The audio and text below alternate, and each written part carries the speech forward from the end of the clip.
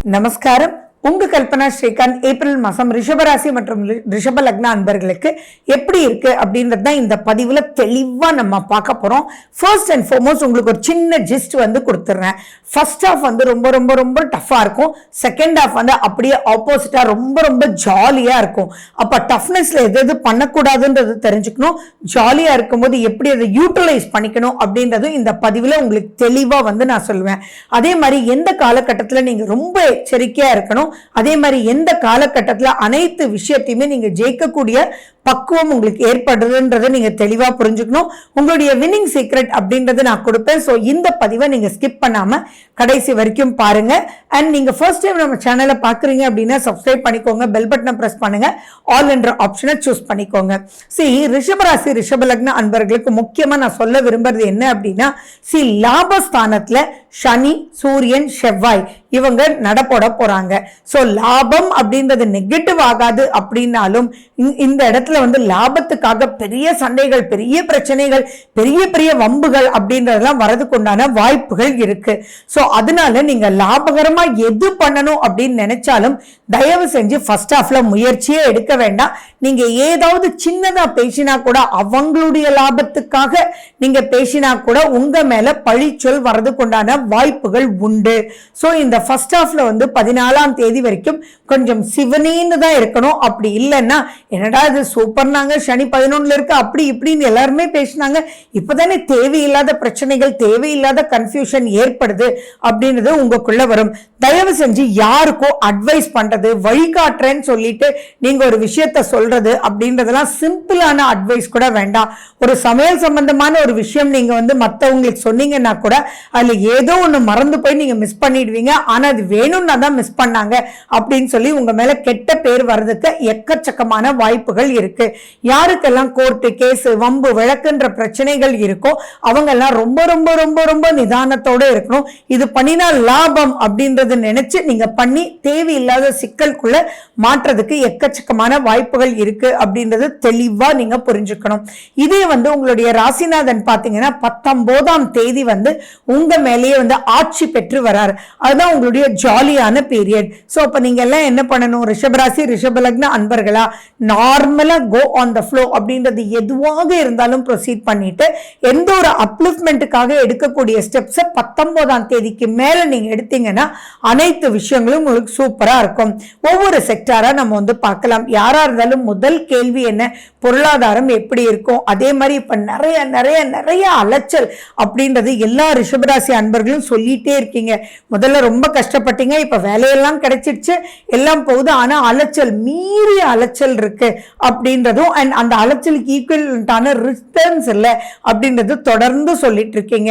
So அது எல்லாமே உங்களுக்கு பிப்ரவரி 19ஆம் தேதிக்கு அப்புறம் விடியல் அப்படின்றது ஏற்பட போகுது. அப்ப அலைச்சல் இருக்கும்போது என்ன பண்ணணும், உங்களுடைய பிளானிங்கை நீங்க கரெக்டா போட்டுக்கணும். எதை பண்ணணும், எப்படி பண்ணணும், எதை ஆர்கனைஸ் பண்ணணும் அப்படின்ற பிளானிங் ஷெட்யூல்ல நீங்க போட்டீங்க அப்படின்னா மற்ற விஷயத்தை எல்லாமே நீங்க தாராளமா நீங்க ப்ரொசீட் பண்ணலாம். அண்ட் கடுமையான பேச்சு அப்படின்றது நீங்க வேலை செய்யற இடத்துலயோ, இந்த இடத்துல ஈகோ, ஃபார் எக்ஸாம்பிள் என்னப்பா அது நீ 5 நிமிஷம் டெய்லி லேட்டா வர அப்படின்னா உங்களுக்கு தெரியும், அதுக்காக நீங்க என்ன ஓடி ஓடி ஓடி வரீங்க, எப்ப பார்த்தாலும் ஏதோ ஒரு டிராபிக் ப்ராப்ளம், 5 நிமிஷம் தானே அப்படின்றது உங்களுக்கு தோணும். ஆனா உங்களுடைய டீம் லீடர் ஆர் உங்களுடைய முதலாளி இந்த 5 நிமிஷத்தை பெருசுப்படுத்தி பேசுவாங்க. அதே மாதிரி ஒர்க்லோட அதிகமா கொடுப்பாங்க. எல்லாரும் உங்களுக்கு ஒரு 8 மணிக்கு போறாங்கன்னா நீங்க 8:30 9 மணி வரைக்கும் ஒர்க் பண்ணுவீங்க. பட் அதெல்லாம் மைண்ட்ல இல்லாம இந்த 5 நிமிஷம்ன்றது பெருசா டார்ச்சரா இருக்கும். உடனே போங்கடாப்பா உங்க வேலையை பார்த்துட்டு நான் விட்டுடுறேன் அப்படின்னு சொல்லி விட்டீங்கன்னா அங்க பிரச்சனை உங்களுக்கு தான் அப்படின்றது ஞாபகம் வச்சுக்கோங்க. லாபகரமா பண்றேன்னு நினைச்சிட்டு கடைசியில நீங்க சிக்கலுக்குள்ள சிக்கிடக்கூடாது அப்படின்றது கிளியர் கட்டா நீங்க புரிஞ்சுக்கணும். ஏன் அப்படின்னு பாத்தீங்கன்னா, உங்களுடைய சனின்றவர் லாபஸ்தானத்துல இருந்தாலும் அவருக்கு பிடிக்காத சூரியனும் செவ்வாயும் இருப்பாங்க. சோ இது இப்படி நீங்க எப்படி புரிஞ்சுக்கணும் அப்படின்னா, நீங்க கரெக்டா போனாலும் நீங்க போற சமயத்துல உங்களுடைய டீம் ஹெட் ஆர் உங்களுடைய கேள்வி கேட்கக்கூடியவங்க, உங்களுடைய குடும்பத்தார் எல்லாருமே பாத்தீங்கன்னா ஒரு பதட்டமான நிலையில் இருக்கும் போது நீங்க அவங்களை சந்திக்கிற மாதிரி ஒரு சூழ்நிலை ஏற்பட்டு அவங்க வெடுக்குன்னு பேசுறதுக்கு உண்டான அமைப்பு இருக்கு. சோ இப்ப நீங்க என்ன பிரின்சிபல் ஃபாலோ பண்ணும், உங்களுடைய வின்னிங் சீக்ரெட் என்ன, take it easy policy, least bother policy அப்படின்ற ரெண்டு பாலிசியை ஃபாலோ பண்ணீங்கன்னா எதுவுமே வந்து நீங்க கவலைப்பட வேண்டிய அவசியங்கள் இல்லை. 19ஆம் தேதிக்கு அப்புறம் நீங்க 10 நிமிஷம் லேட்டா போனா கூட பரவாயில்ல, நேத்து அவ்வளவு சூப்பரா பண்ணி வச்சிருந்த, அப்ளாஸ் உனக்கு அப்படின்னு சொல்லக்கூடிய அளவுக்கு திருப்திகரமான ஒரு அமைப்பு உங்களுக்கு ஏற்படுது. அதே மாதிரி பாத்தீங்கன்னா இப்ப நிறைய பேர்டன் வந்து இருக்கும். உங்களுடைய 10ஆம் வீட்டுல ராகு போய் உட்கார்ந்துருக்கார், குருனுடைய அமைப்பு இருக்கார். சோ இந்த காலகட்டத்துல ஹெவியான ஒர்க் லோட் இருக்கும். ஆனா அந்த ஒர்க் லோட நல்லா பேலன்ஸ் பண்ணி நீங்க வந்து ப்ரொசீட் பண்ணுங்க. சோ இப்ப இந்த இடத்துல ஒரு ஜஸ்ட் ஒரு எக்ஸாம்பிள் நான் சொல்றேன். ஃபண்டாஸ்டிக்கா நீங்க கடுமையா நைட் கூட வீட்டுக்கு போய் எல்லாம் உழைச்சு செஞ்சு ஒரு ப்ராஜெக்டை ஃபினிஷ் பண்ணி நீங்க வந்து டேபிள்ல வச்சுட்டு போயிடாதீங்க. அப்படி போகும்போது நீங்க முடிச்சீங்க அப்படின்றது தான் உங்களுடைய ஹையர் அஃபிஷியலுக்கு தெரியுமே ஒழிய, ஆனா அதுக்காக எவ்வளவு பாடுபட்டீங்க, எவ்வளவு மண்டை குடைச்சல் இருந்தது, எவ்வளவு நீங்க ஏஐ மூலமா கத்துக்கிட்டீங்க, எவ்வளவு சர்ச் பண்ணீங்க, என்னென்ன ரிசர்ச் பண்ணீங்க அப்படின்றதெல்லாம் தெரியாம போயிடும். ஸோ நீங்க எல்லாம் முடிச்சிட்டீங்கன்னா, சார் நான் வந்து இவ்வளோ லேட்டா உட்காந்து இந்த ஃபைல் எல்லாம் ஃபினிஷ் பண்ணி வச்சுட்டேன், நாளைக்கு உங்களோட நான் பேசுறேன் sir, but work is done, thank you sir அப்படின்னு சொல்லிட்டு நீங்க அதுக்குள்ள போய் சார் எனக்கு ஒரு ½ an hour வந்து நாளைக்கு பெர்மிஷன் கொடுங்கன்னு கேட்டுட்டு கூட அவருடைய ஃப்ரீ டைம்ல போய் நீங்க என்னென்னலாம் பண்ணீங்க அப்படின்றது மிகைப்படுத்த வேண்டாம், எக்ஸாஜரேஷன் தேவையில்லை. பட் நீங்க பண்ணதை உள்ளது உள்ளபடி தெரியவங்களுக்கு சொன்னீங்க அப்படின்னா உங்களுடைய ப்ரமோஷனல் அப்லிஃப்ட்மெண்ட்டுக்கு இது மிகப்பெரிய வழிவகுக்கக்கூடிய அமைப்பா இருக்கும். அந்த ப்ரமோஷன் 19ஆம் தேதிக்கு அப்புறம் உங்களை தேடி வரக்கூடிய அமைப்பு பிரம்மாண்டமா இருக்கு அப்படின்றத ஞாபகம் வச்சுக்கோங்க. சரி, திருமணம் இந்த காலகட்டத்தில் ப்ரொசீட் பண்ணலாமா அப்படின்னு கேட்டீங்கன்னா கண்டிப்பா திருமண பந்தத்துக்குள்ள நீங்க நுழையலாம். நீங்க என்ன வயதினரா இருந்தாலும் சரி, இப்ப 19ஆம் தேதிக்கு அப்புறம் உங்களுடைய 7ஆம் வீட்டையே வந்து சுக்கிரன் பார்க்கறதுனால ஆட்டோமேட்டிக்கா திருமணம் அமையக்கூடிய அமைப்பு இருக்கும். இதுல ஒரு விஷயம் நீங்க புரிஞ்சுக்கணும், உங்களுடைய 4ஆம் வீட்டுல கேது போய் உட்கார்ந்துட்டு இருக்கார். அப்படி 4ன்னா சுகம். சோ அந்த சுகம் அப்படின்ற ஒரு விஷயம் மட்டும் கொஞ்சம் கெடுறதுக்கு உண்டான வாய்ப்புகள் இருக்கு. உங்க தாயாரே கேட்கலாம், என்னடா இப்படி பண்ற, ஏன்டா இப்படி பண்ற அப்படின்னு சொல்லிட்டு அதெல்லாம் மனசுல போட்டுக்காது. உங்க வீட்டுல இருக்கிறவங்க, உங்க சுற்றத்தார் எல்லாமே ஒவ்வொரு விஷயத்துல உங்களுக்கு குழப்புவாங்க உங்க திருமண சமயத்துல. சோ அப்படி இருந்தாலும் வந்து ரைட், ஓகே, டேக் இட் ஈஸியா போயிடுங்க, இதுல என்ன இருக்கு அப்படின்னு சொல்லி நீங்க எதையுமே ஓகே பாலிசின்னு ப்ரொசீட் பண்ணிட்டீங்கன்னா இது மிகப்பெரிய வருத்தத்துக்குள்ள உங்களை கூட்டிட்டு போய் விடாது அப்படின்றத ஞாபகம் வச்சுக்கோங்க. அண்ட் இன்னொரு முக்கியமான விஷயம் என்ன அப்படின்னா, உங்களுடைய 5ஆம் வீட்டை தான் வந்து சனி, சூரியன், செவ்வாய், 10ஆம் தேதிக்கு அப்புறம் புதன் அப்படின்றவங்க பாக்குறாங்க. அப்ப 5ஆம் வீட்டை இத்தனை கிரகங்கள் பார்க்கும்போது கண்டிப்பா உங்களுடைய மன சஞ்சலம் அப்படின்றது பிரஷரைஸா இருக்கத்தான் செய்யும். அதே மாதிரி பாத்தீங்கன்னா 19ஆம் தேதி வரைக்கும் மண்டை பிச்சுக்கலாமா அப்படின்றது இருக்கும். ஏன்னா தேவையில்லாம உங்களுடைய மனசு பாடுபடும். அந்த மனசு பாடுபடுறதுனால நீங்க காதல்ல இருந்தாலும் அதை கரெக்டா வந்து லீட் எடுத்துட்டு போக முடியாது. அப்ப அந்த இடத்துல புரிஞ்சுக்காம பிரேக்கப்னு சொல்லுவாங்க, நீ போய் இப்படி பேசிட்டியேன்னு சொல்லுவாங்க. சோ எந்த ஒரு விஷயம் இருந்தாலும் காதல் அண்ட் லிவின்ல இருக்கக்கூடியவங்க ரொம்ப ரொம்ப பொறுமையா இந்த காலகட்டத்தை நீங்க நகட்டணும். அதே மாதிரி தேவையில்லாம நீங்க வந்து ஓகே நான் லீவ் போட்டுட்டு வரேன் அப்படின்ற பாயிண்ட் எல்லாம் எதுவும் சொல்லாம நீங்க இப்பவே கேட்டகரைஸ் பண்ணிக்கணும். இந்த பதிவு நீங்க பாக்குறதுனால உங்களுக்கு என்ன பெனிஃபிட்னா, அப்பா சண்டே தான் லீவ்ப்பா, அதனால வந்து நான் இந்த ஏப்ரல் மாசம் முழுக்க பாத்தீங்கன்னா நிறைய ப்ராஜெக்ட்ஸ் இருக்கு. ஸோ கண்டிப்பா நீ ஃபோன் பண்ணா நான் சில சமயம் ஆன்சர் பண்ணாம இருக்கிறதுக்கு வாய்ப்புகள் இருக்கு. பட் நைட் நான் கண்டிப்பா உனக்கு வந்து ஆன்சர் பண்றேன். அதே மாதிரி சண்டேஸ் வந்து நம்ம டைம் ஸ்பெண்ட் பண்ணலாம் அப்படின்னு உங்களை ஆர்கனைஸ் பண்ணிக்கிட்டீங்கன்னா அதுல ஃப்ரிக்ஷன்ஸ் வந்து வராது.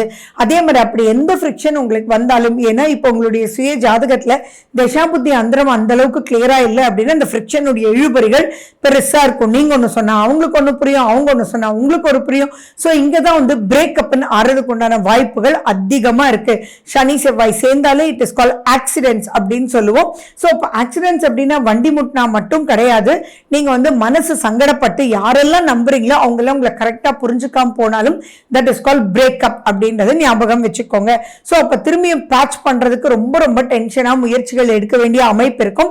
சோ முன்னாடியே இந்த பதிவுகள் நீங்க பாக்குறது அதனால தான். சோ இப்படிதான் இந்த ஏப்ரல் மாசம் போகுன்றதை நீங்க தெரிஞ்சுட்டு முன்னாடியே அவங்களோட வந்து பிரஷரைஸ்டு நிறைய ப்ராஜெக்ட்ஸ் வந்துட்டு இருக்குப்பா அப்படின்னு சொல்லி உங்க ஃபேமிலியோட, உங்களுடைய குழந்தைகளோட, உங்களுடைய லவ் அண்ட் ரிலேஷன்ஷிப்ல இருக்கிறவங்களோட நீங்க சொல்லிட்டீங்கன்னா அவங்க ஆட்டோமேட்டிக்கா அதை புரிஞ்சுக்கிட்டு ஈஸியா ப்ரொசீட் பண்ணுவாங்க. அண்ட் எதுவாக இருந்தாலும் உங்களுடைய ப்ரெஷரை அவங்க கிட்ட காமிக்காம ஒன் வேர்ட்ல சரி வை வர அப்படின்றதெல்லாம் சொல்லாம ரொம்ப ஒர்க்லோடா இருக்குப்பா, கண்டிப்பா வரேன்ப்பா, கொஞ்சம் புரிஞ்சுக்கோப்பா அப்படின்னு சொல்லிட்டு நீங்க ப்ரொசீட் பண்ணீங்கன்னா, அதாவது லெங்க்தியான ஸ்பீச் அப்படின்றத மட்டும் நீங்க ப்ரொசீட் பண்ணீங்க அப்படின்னா கண்டிப்பா இந்த ஃப்ரிக்ஷன்ல இருந்து ஈஸியா நீங்க வெளியில வந்துடலாம். தேவையில்லாத மனசங்கடத்துக்குள்ள சிக்கக்கூடிய வாய்ப்புகள் இல்லை. சரி, அப்ப சிக்கிட்டீங்க அப்படின்னா நீங்க 19ஆம் தேதி வரைக்கும் ஜஸ்ட் கோ ஆன் த ஃப்ளோன்னு விட்டுருங்க. 19ஆம் தேதி எப்ப சுக்ரன் வந்து உங்க மேலேயே வராரோ அப்ப நீங்க உங்களுக்கு கால் பண்ணி அல்லது டெக்ஸ்ட் பண்ணி அவங்களுக்கு புரிய வைங்க. அப்ப ஈஸியா புரிஞ்சுக்குவாங்க. அதே மாதிரி இப்ப குழந்தைகளாலும் உங்களுக்கு ஏகப்பட்ட டென்ஷன் வரக்கூடிய வாய்ப்புகள் உண்டு. ஸோ யாரெல்லாம் வந்து குழந்தை பிறக்கிறதுக்காக ட்ரீட்மெண்ட்ஸ் எடுத்துட்டு இருக்கீங்களோ அவங்க எல்லாம் கொஞ்சம் நிதானமா ப்ரொசீட் பண்ணணும். 19ஆம் தேதி வரைக்கும் முடிஞ்ச ட்ரீட்மெண்ட்டுக்கு போகாம இருக்கிறது நல்லது. இப்ப போயிட்டு இருந்தாலும் பாசிட்டிவா எக்ஸ்பெக்ட் பண்றது கொஞ்சம் கண்டிப்பா உங்களுடைய சுயஜாதகம் ஹெல்ப் பண்ணாதான் ப்ரொசீட் பண்ண முடியும். இல்லாட்டி அங்க வந்து உங்களுக்கு நெகட்டிவ் வரதுக்கு உண்டான வாய்ப்புகள் நிறைய இருக்கு அப்படின்றத பார்த்து பிறகு முடிவு பண்ணுங்க. ஸோ அவசரப்பட வேண்டாம். இதே வந்து உங்களுக்கு நார்மலா குழந்தை பிறக்கிறது கூட உங்களுக்கு சுக்ரன் வந்து 7ஆம் வீட்டை பார்க்கும்போது சுக்ரன் வந்து உங்களுக்கு சூப்பரா உங்க மேலேயே வந்து ஆட்சி பெற்று வரும்போது அமையக்கூடிய வாய்ப்புகள் ரொம்ப சூப்பரா இருக்கு. அதே மாதிரி குழந்தைங்களோட தயவு செஞ்சு டைம் ஸ்பெண்ட் பண்ணுங்க. இன்னைக்கெல்லாம் பாத்தீங்கன்னா எல்லாருமே ரொம்ப பிஸி. வீட்டுல 4 பேர் இருந்தா 4 பேரும் ஒர்க்குக்கு போயிட்டு இருக்கோம். ஸோ அப்படி இருக்கும்போது என்ன பண்ணணும்னா நைட் ஒரு 10 மினிட்ஸ் ஒரு டின்னர் டைம் அப்படின்றது நம்ம டைம் அப்படின்றது போன் எல்லாம் தள்ளி வச்சுட்டு சேர்ந்து டின்னர் சாப்பிடுறது. இல்லாட்டி ஒவ்வொருத்தர் ஒவ்வொரு டைம்ல டின்னர் சாப்பிட்டாலும் ஹால்ல உட்காந்து எல்லாரும் ஒரு அரை மணி நேரம் சிட் சாட் பண்றது. குழந்தைங்க போய் படுத்ததுக்கு அப்புறம் நீங்களும் உங்களுடைய லைஃப் பார்ட்னரும் போய் அவங்க பக்கத்துல படுத்துக்கிட்டு அவங்களோட பேசுறது செய்யறது அப்படின்ற ஒரு விஷயத்த தயவு செஞ்சு நீங்க பண்ணுங்க. அப்பதான் பாண்டேஜ் அப்படின்றது கிளியரா இருக்கும். உங்க குழந்தைங்களுக்கு வரக்கூடிய ஃப்ரிக்ஷன்ஸ் பேஸ் பண்ணக்கூடிய நெகட்டிவிட்டியும் உங்களோட ஷேர் பண்றதுக்கு ரொம்ப ரொம்ப அற்புதமா இருக்கும் அப்படின்றத ஞாபகம் வச்சுக்கோங்க. ஹெல்த்ல கண்டிப்பா நீங்க கேர் எடுக்கணும். மூச்சு சம்பந்தமான விஷயத்துல ப்ராப்ளம் வர்றதுக்கு வாய்ப்புகள் இருக்கு. யாருக்கெல்லாம் சைனசைட்டிஸ் இருக்கோ, மூக்கு அடப்பு இருக்கோ, சளி தொந்தரவுகள் இருக்கோ அவங்க எல்லாம் ரொம்ப ரொம்ப ரொம்ப ரொம்ப கேர்ஃபுல்லா இருக்கணும். எக்ஸசைஸ் அப்படின்றது கண்டிப்பா பண்ணுங்க. பிராணாயாமம் அப்படின்றது ரொம்ப ரொம்ப ரொம்ப ரொம்ப இம்பார்ட்டன்ட் அப்படின்றது ஞாபகம் வச்சுக்கோங்க. அண்ட் மேலும் உங்களுடைய சந்திராஷ்டமம் அன்னைக்கு கொஞ்சம் கேர்ஃபுல்லா இருக்கிறது தான் ரொம்ப ரொம்ப முக்கியம். எப்போ சந்திராஷ்டமம் அப்படின்னா உங்களுக்கு 8ஆம் தேதியிலிருந்து 10ஆம் தேதி வரைக்கும் சந்திராஷ்டமம். அது எந்த டைம்ல இருந்து எந்த டைம் வந்து முடிகிற வரைக்கும் இருக்கு அப்படின்றத தனி பதிவா உங்களுக்கு வந்து ஷார்ட்ஸ்லயும் என்னுடைய ரீல்ஸ்லயும் கொடுப்பேன். ஸோ நீங்க நிறைய பேர் பார்த்துட்டு இருக்கீங்க, பார்த்து நோட் பண்ணி வச்சுக்கோங்க. அந்த டைம் பீரியட்ல டபுள் ட்ரிபிள் காஷனா இருந்து ப்ரொசீட் பண்ணுங்க. மனசு சரியில்லை அப்படின்னால ஆக்சிடென்ட்ஸ் நடக்கக்கூடிய வாய்ப்புகள் இருக்கு. ஸோ மனசு சுகம்ன்றது கெடுறதுக்கு எக்கச்சக்கமான வாய்ப்புகள் இருக்குன்னு நான் சொல்லியிருக்கேன். ஸோ அந்த டைம் பீரியட் எல்லாம் டிராவலிங்ல ரொம்ப ரொம்ப ரொம்ப கேர்ஃபுல்லா இருங்க. அலர்ட் அப்படின்றது மைண்ட்ல வச்சுக்கோங்க. எலுமிச்சை பழம் உங்க வண்டியில வச்சுக்கோங்க. அரளி மலர்கள் வண்டியில வச்சுக்கோங்க. அதே மாதிரி முருகனுடைய வழிபாடு உங்களுக்கு பெரிய பெரிய பிளஸஸ கொடுக்கும். ஸோ உங்க பக்கத்துல இருக்கக்கூடிய விநாயகர் கோயில், முருகனுடைய கோயிலுக்கு போயிட்டு உங்களுடைய சந்திராஷ்டம தண்ணிக்கு நீங்க தயவு செஞ்சு உங்களுடைய ரொட்டீனை ஸ்டார்ட் பண்ணுங்க. யாருக்கும் எந்த அட்வைஸும் பண்ணாம ரொம்ப ரொம்ப கேர்ஃபுல்லா இருங்க. So wish you good luck. வாழ்க வளமுடன். நன்றி, வணக்கம்.